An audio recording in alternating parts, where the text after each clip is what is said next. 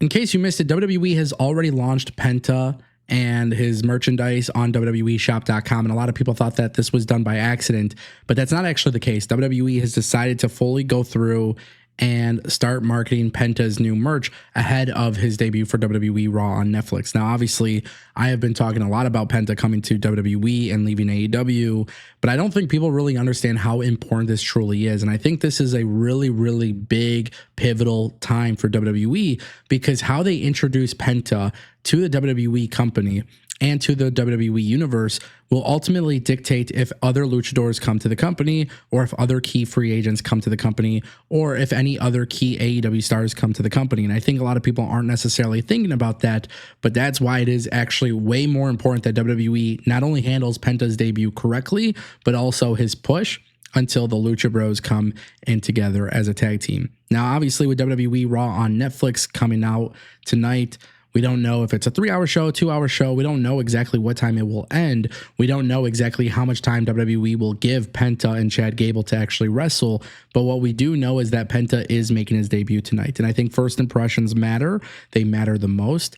And WWE has to kind of change the way that international talent are perceived in the company. This is not something that gets talked about often, but it should be talked about often, because this is one of the biggest issues historically that WWE has had from a character presentation standpoint.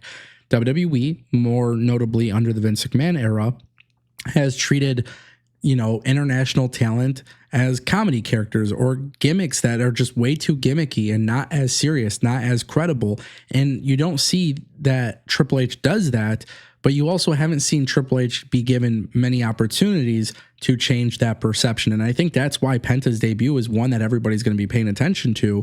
And it's the one I'm paying attention to most. And I kind of want to talk about this.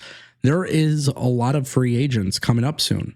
And whether they're from Japan or from Mexico or from America, WWE, and the way that they handle debuts and these pushes, it's a very telling way as to whether or not WWE could entice people to join the company. Yes, I think WWE, based off the brand and based off what they're doing with TKO and some of the success, I think that is a very attractive piece to somebody.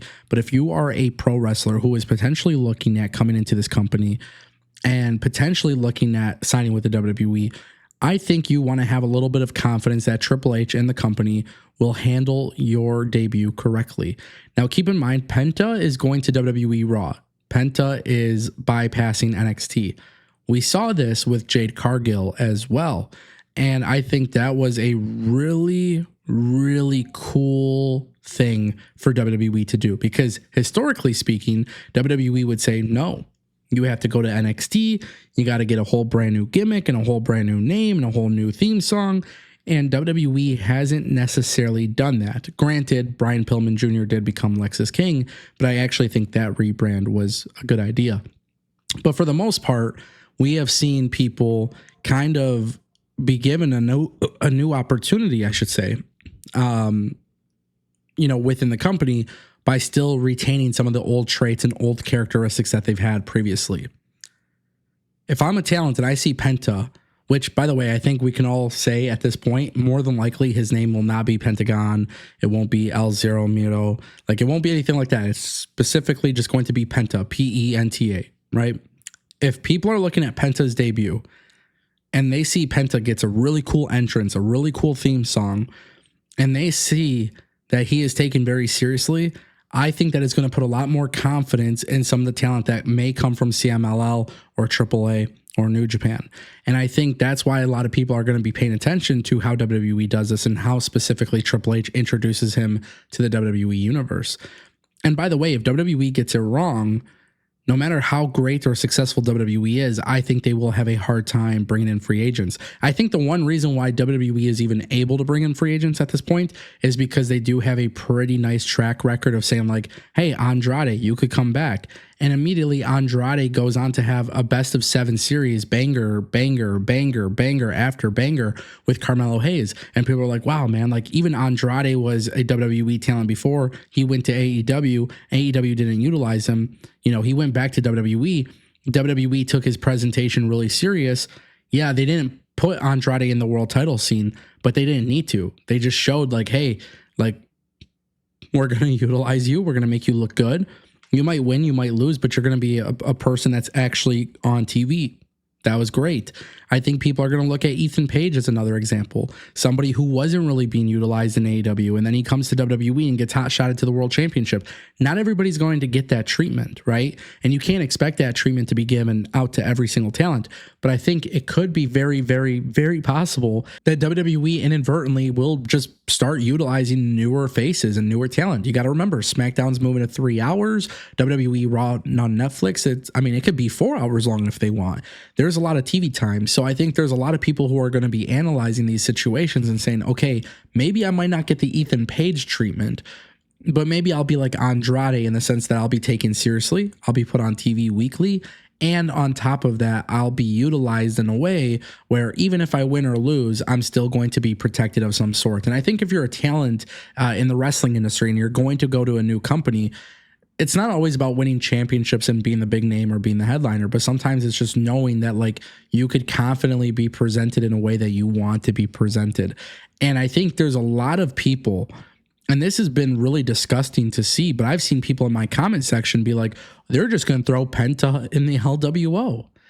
And I just think that's ridiculous. I think that's a ridiculous way of thinking. I don't think just because he is from Mexico that he needs to be in the Latino world order. But like wrestling fans are conditioned to think that way, and I don't understand it and I don't like it. But also it's WWE's job to kind of say, hey, listen, like we're going to do things a little bit differently, and we're going to do things that you may not expect, and we're going to do things at our own pace. You got to remember, WWE has its own storylines and things that are currently ongoing. So when a talent does have the opportunity to join the WWE, they can't just come in and change everybody's plans. But that's also not an excuse for WWE to not utilize them and put them in some sort of mid-card feud until the time is ready to elevate them.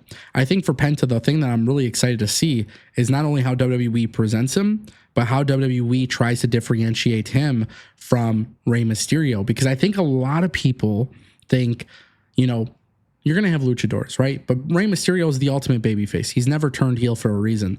I would love for WWE to go the route of having Penta be the opposite of that. I would love to see a very dark heel luchador in WWE. And I feel like this would be one of those situations where it would be really cool. Penta could definitely do it. If you've seen Penta on Lucha Underground, or if you've seen him in TNA, or if you've seen him in AEW, you know that he is well versed. So that is something that excites me. And I think that would be a really cool thing for WWE to do. Now, obviously with Penta and his situation, like I said, first impressions matter. So if WWE for some reason has Penta go in there and he loses to Chad Gable, I think right then and there, it's dead in the water. And I don't want to see that from WWE. I want to see WWE really get behind Penta, and I want to see this become an opportunity where WWE could kind of change the perception of the way they do things. Ultimately, time will tell. But ladies and gentlemen, let me know what you think down below.